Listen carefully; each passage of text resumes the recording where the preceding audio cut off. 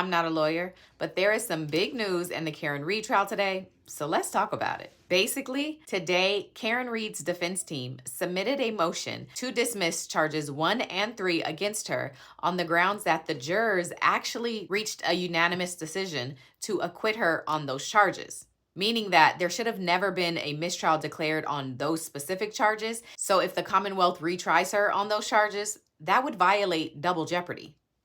Specifically, the motion says that the day after the mistrial was declared, the defense team started receiving unsolicited communications from 3 out of the 12 jurors indicating that they had agreed that Karen was not guilty on charge 1 and charge 3. Y'all need a refresher on what the charges were? Count 1 was second-degree murder, which is defined in Massachusetts as when a person intentionally kills another person but does so without any premeditation. And intentional is a key word here. Count 2 was vehicular manslaughter, which is defined as when a person operates a motor vehicle under the influence of intoxicating liquor or drugs, which then means they are operating that vehicle recklessly or negligently, and in doing so, they cause the death of another person. So keywords here, operating a vehicle under the influence, and you end up killing someone, not with intention, but out of recklessness. And then count 3 is for leaving the scene of a personal injury or death. And this is broken down as when a person operates a vehicle in a public area or space,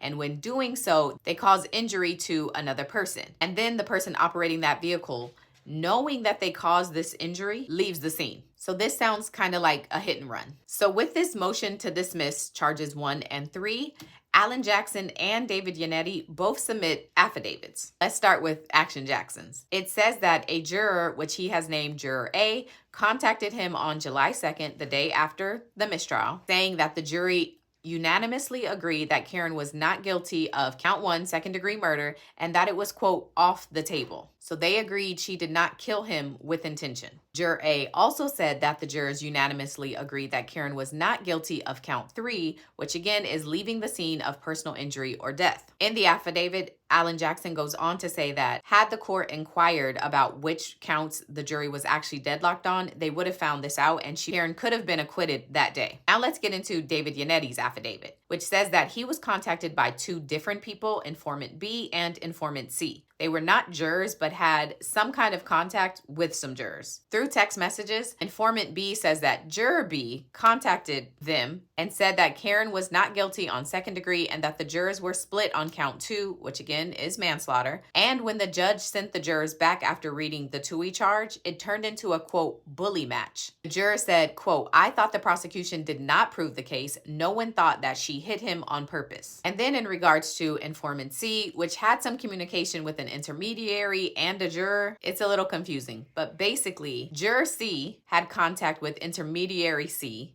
and intermediary C contacts informant C, and informant C contacts David Yannetti. Did you follow that? I'll just get to the text messages.